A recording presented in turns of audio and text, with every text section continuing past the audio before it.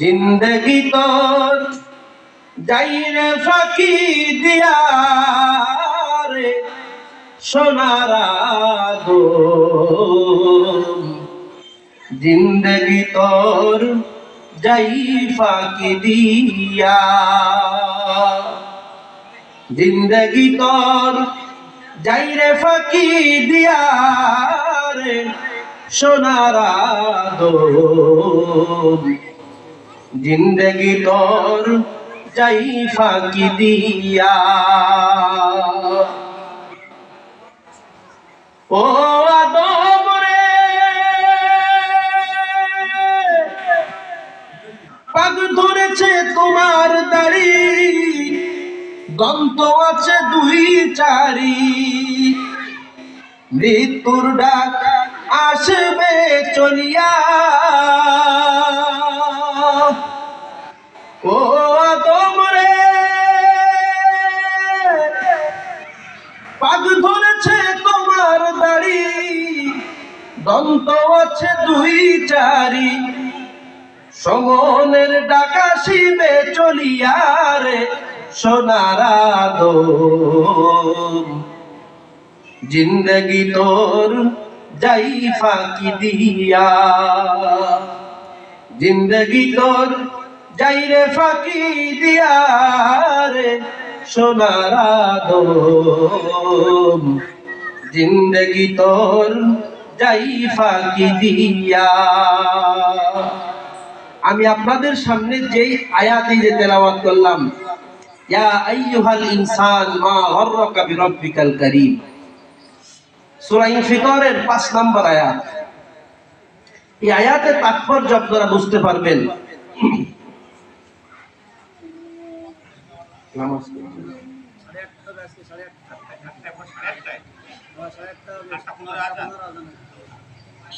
আপনাদেরকে একটা ঘটনা বললে আপনারা বুঝতে পারবেন, এইটা বলে আমি শেষ করে দেব। হায়াতুল হাইয়্যুন নামক একটা কিতাব আছে, অনেক বড় একটা কিতাব।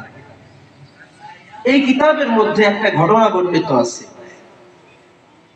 বর্তমানে যারা যুগের সাথে তাল মিলিয়ে চলে এরা বুঝতে পারবে, বর্তমানে ব্লগার আছে যারা এই মোবাইল নিয়ে বিভিন্ন এলাকার ব্লগ করে বেড়ায়, বিভিন্ন কিছু লাইভ করে বেড়ায়, ভিডিও ছাড়ে, ব্লগার আছে, ব্লগ করে। তো ওই জামানায় একজন যুবক, সে বিভিন্ন পায়ে হেঁটে হেঁটে বিভিন্ন এলাকা সফর করত, আর বিভিন্ন দৃষ্টিনন্দন কিছু দেখলে সেগুলো নিজের মেমোরির মধ্যে নিয়ে নিত। ওই সময় মোবাইলও ছিল না, সিম কার্ড মেমোরি কার্ডও ছিল না, ক্যামেরাও ছিল না, নিজের মেমোরির মধ্যে নিয়ে নিত আর কিছু লিখে রাখত। তো চলতে চলতে ওই যুবক একটা বড় প্রাসাদের কাছে পৌঁছালো। চারিদিকে ঘুরে ঘুরে দেখে যে খুব সুন্দর একটা প্রাসাদ। এক জায়গায় দেখে যে পাথরের উপরে শিলালিপি করে লেখা, এই বিল্ডিং সম্পর্কে যদি জানতে চাও অমুক গ্রামে যাও। একটা গ্রামের কথা বলে দিয়েছে। এখন ওই যুবক খুশি মনে ওই গ্রামের দিকে রওনা।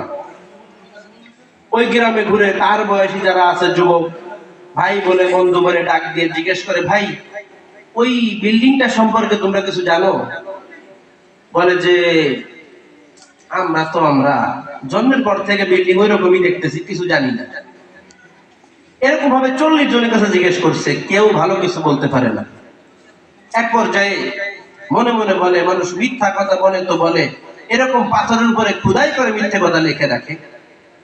এসব বলতে বলতে বিড় বিড় করে হাইটে আসতেছে, দেখে একজন মুরব্বী, বয়সের ভারে মাথা 3টা হয়ে গেছে। আপনারা মনে হয় কথাটা বোঝেন নেই। বয়সের ভারে মাথা কয়টা হয়েছে? 3টা। এখন এরকম খুব কম দেখা যায়। হ্যাঁ, এই যে অধিক বয়সী কিছু মুরব্বীরা 2 পা উঁচু করে বসলে মাথা 2 হাঁটু মিলে মাথা 3 মাথা দেখা যায়। বর্তমানে তো ডিজিটাল যুগে ডিজিটাল মৌত।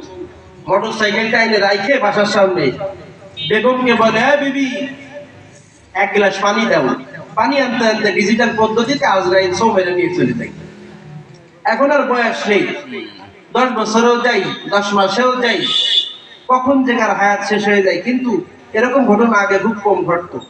আগে মানুষ বৃদ্ধ হয়ে যেত, মৃত্যু শয্যায় শায়িত থাকতো, কেউ গালে পানি দিত, কেউ দুধ দিত, কেউ মধু দিত, মাপ চাইতো, এই মরে যাবে যাবে, তারপরও টানে টেনে 2 ঘন্টা থাকতো।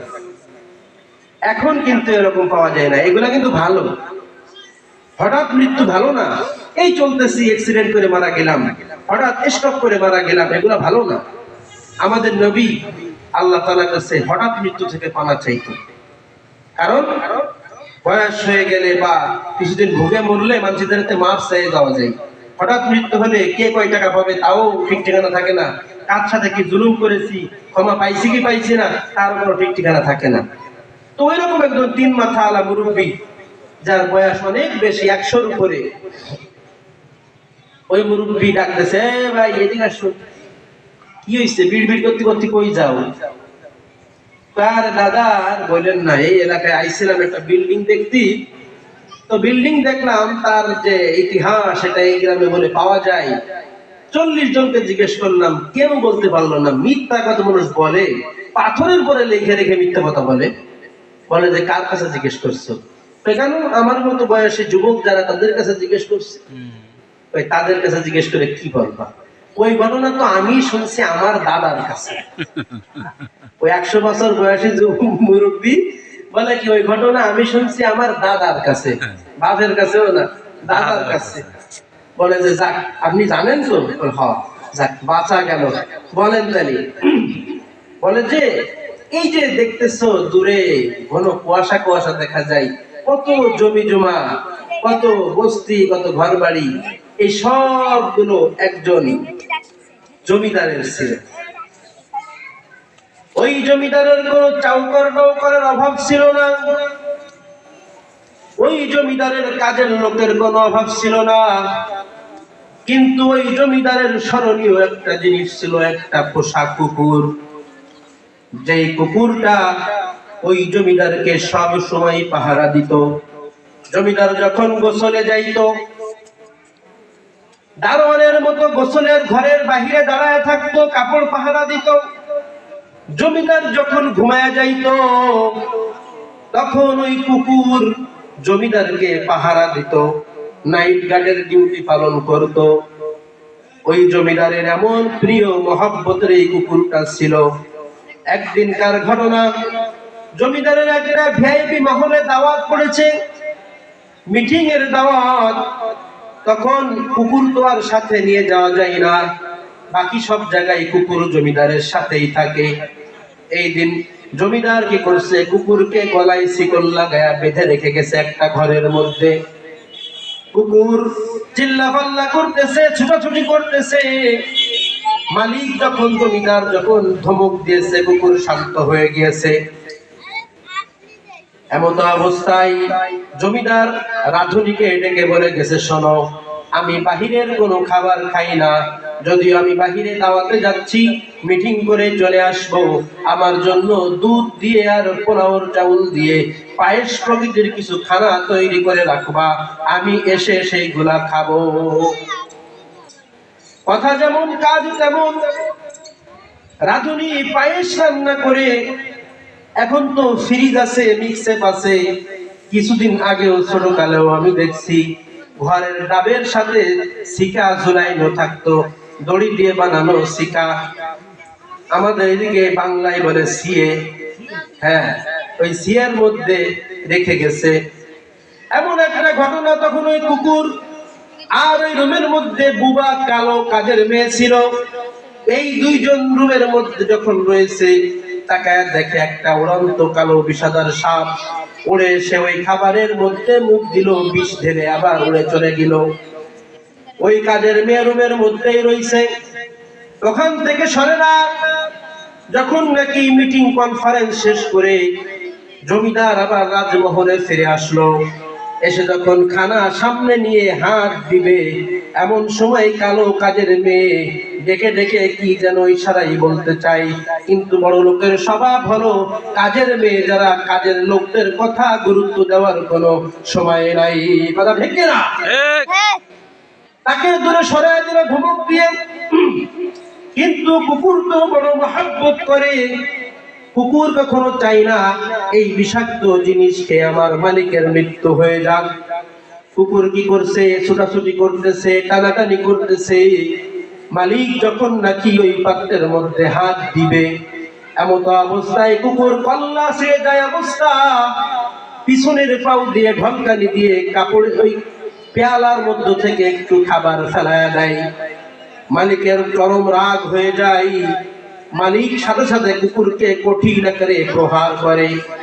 একটা পর্যায়ে রাগ কমে গেলে চিন্তা করে যে এই খাবার তো কুকুর পা দিয়েছে, খাবার খাওয়া যাবে না, কুকুরের গলা থেকে তোমরা শিকল খুলে দাও।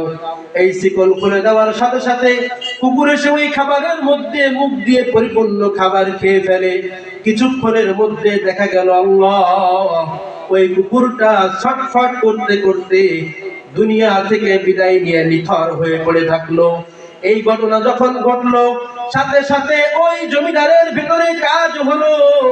কাজের মেয়ে কি যেন আমাকে বলতে চাচ্ছিল, কাজের মেয়েকে ডাক দিয়ে আনলো, বলে যে বলো তুমি কি বলতে চাও।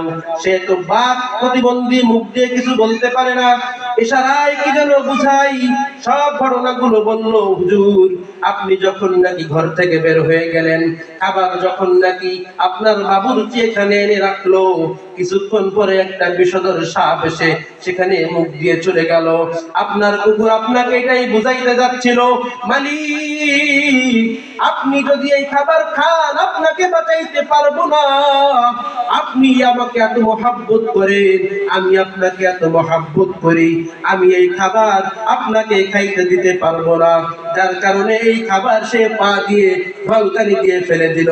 তারপরেও যখন আপনি বোঝার চেষ্টা করলেন না, উল্টে তাকে আরো প্রহার করলেন, যার কারণে আপনার কিন বৃদ্ধি করার জন্য সেই খাবারের মধ্যে মুখ দিয়ে পরিপূর্ণ খাবারগুলো খেয়ে নিজের জীবন কুরবানি করে আপনার জীবন সে বাঁচায়া গেল। আল্লাহু আকবার। ও দুনিয়ার মানুষেরা, কুকুরের ইতিহাস থেকে বোঝো, রব্বুল আলামিন তোমার আমার জন্য এত কিছু করে দিয়েছে। রব্বুল আলামিন কখনো বলে নাই আমার জন্য তোমরা জীবন দিয়ে দাও, এই কথা কখনো বলে নাই। আপনার আমার রবের জীবন বাঁচাইতে কখনো জীবন দেওয়া লাগবে না। রব আপনার আমার জন্য এত আরামের ব্যবস্থা করেছে, সুন্দর খানার ব্যবস্থা, সুন্দর থাকার ব্যবস্থা। ইয়া আইয়ুহাল ইনসান মা গাররাকা বিরাব্বিকাল কারীম। যে ওই কুকুর তার মালিককে বাঁচানোর জন্য জীবন দিয়েছে, আমাকে বাঁচানোর জন্য তোমার জীবন দেওয়া লাগবে না। তোমাকে দেখাশোনা করার জন্য আমি আল্লাহ তাআলা কিছু খাইও না, পানও করি না, আমার কোনো ঘুমও নাই, তন্দাও নাই, নিদ্রাও নাই। লা তাখুযুহু সিনাতু ওয়ালা নাওম। আমি আল্লাহ যদি ঘুমায় যাই, তুমি যদি মাঝরাতে কোনো বিপদে পড়ো, আর যদি আমার কাছে এসে বলো আল্লাহ আমি বিপদে পড়েছি, তুমি আমাকে বিপদ থেকে উদ্ধার করো, বলো বলো বলো, ওই বিপদ থেকে তখন তোমাকে কে উদ্ধার করবে? কে উদ্ধার করার নাই। যার কারণে আমি আল্লাহ ঘুমাই না, আমার কোনো তন্দাও নাই, নিদ্রাও নাই। আমি আল্লাহ তোমার জন্য এত কিছু করলাম, আমার জন্য তোমার কিছু করা লাগবে না, আমার জীবন বাঁচানোর জন্য তোমার জীবন দেওয়া লাগবে না। তবে এই জমিনে, আল্লাহর জমিনে আল্লাহর দ্বীন বাস্তবায়ন করার জন্য, আল্লাহর দ্বীনকে টিকায়া রাখার জন্য মাঝে মাঝে রক্ত দেওয়া লাগতে পারে, মাঝে মাঝে জীবনও দেওয়া লাগতে পারে। কথা ঠিক কিনা? মুহতারাম হাজিরিন, খেয়াল করবেন, এই ঘটনা যখন ঘটলো, কুকুরটা ডাইরেক্ট মারা গেল। জমিদার ডাক দিয়ে বলে, এই ঘটনা শোনার পরে আমি তো আর স্থির থাকতে পারি না, এখন এই কুকুরের লাশ যত্র ফেলে দেওয়া যাবে না। এই কুকুরকে একটা স্মরণীয় কুকুর বানায় রাখতে হবে। দুনিয়ার মধ্য থেকে দামি দামি পাথর, হীরা জহরত, রত্ন যা আছে সব নিয়ে আসো, সব দিয়ে এই কুকুরের একটা সমাধি বানাবা। এই সমাধি চারিপাশ দিয়ে বড় বড় বিল্ডিং তৈরি করে দিবা, যার কারণে কিয়ামত পর্যন্ত দুনিয়ার বুকে যত মানুষ আসবে এই কুকুরের কাহিনী থেকে যেন নিজে শিক্ষা গ্রহণ করতে পারে। এজন্য প্রিয় ভাইয়েরা আমার, বাবাজিরা আমার, রব আপনার আমার জন্ম থেকে নিয়ে এই পর্যন্ত কত কিছু দান করতেছে।